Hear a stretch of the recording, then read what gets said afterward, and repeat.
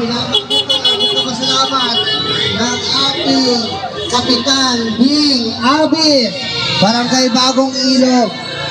Ganun din po ang ating mga kagawad ng Barangay Bagong Ilog, kagawad Trevor Abis, kagawad Mark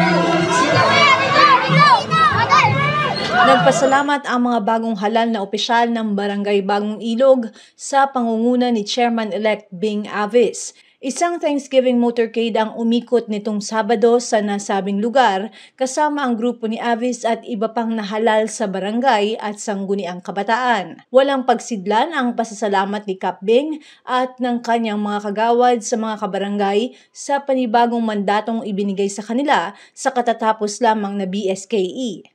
Ayon sa nahalal na kapitan, kanyang iimbitahan ang mga nakatunggali upang magsama-sama at magtulungan para sa kanilang barangay. Unang-una, nagpapasalamat ako dahil talagang overwhelming ang panalo natin sa Bagong Ilog. Opo, ipinakita ng Bagong Ilog ang buong puwersa.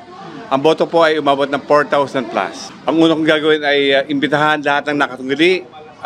Magsama-sama kami para sa isang Bagong Ilog na ayun naman pa ako namin, isang araw lang politika. Sa mga kagawad, trabaho lang tayo, less politika na, ipakita natin sa tao ang pinangako natin na magtatrabaho tayo. Samahan niyo ako kung gusto makita maganda ang Bagong Ilog.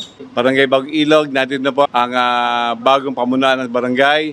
Sana ay bigyan niyo kami ng pagkakataon, tulungan niyo po ang bagong pamunuan.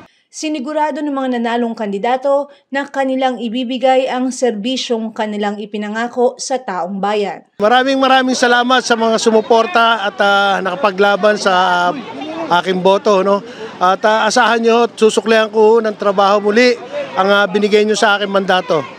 Una sa lahat, ang Team Abis, kami hong buong kagawad niya at ang ating mahal na Kapitan Bing Abis ay nagpapasalamat at umasa kayo. Sa darating ng mga panahon, kami ho'y magtatrabaho para sa inyo. Maraming salamat po at mabuhay tayong lahat. Mga kabarangay Bagong Ilog, nandito na po ang Bagong Ilog Barangay Council 2023 headed by our Consi-Cap Ferdinand Bing Abis. Sana po samahan niyo po kami sa bagong administrasyon at bago at progresibo po ng Barangay Bagong Ilog. Unang-una, ang aking taus-pusong pasasalamat sa lahat ng sumuporta sa Team Abis, lalong-lalo na sa akin at ganun din po sa aming Kapitan Ferdinand Bing Abis. Ang aming pag-uumapaw na pasasalamat, asahan niyo po na gagawin po ng buong Team Abis kung ano po ang aming mga inilatag na plataforma ng mga nakaraang kampanya. Ito po ay para sa buong Bagong Ilog. Ibabalik po natin ang sigla, saya at pagkakaisa sa buong barangay ng Bagong Ilog. Para sa pangatlong termino na binigay nila sa akin, nagpapasalamat ako sa buong Bagong Ilog at ako ay muling pinagkatiwalaan nila. So, gaya ng ginawa ko nung unang term at pangalawang termino ko, ako naman ay nagtrabaho ng gusto. So, sa pangatlong termino ko, mas paghuhusayan ko pa kung ano hindi ko mga nagawa, magagawa ko sa huli at pangatlong termino ko. At hangad ko lang magkaisa ang buong barangay namin. Kabilang din sa mga nahalal na kagawad sina Cesar Avis, Michael Estioco at Rino Intalan. Ako si Luan Peñano para sa latest ng iNews Pasig.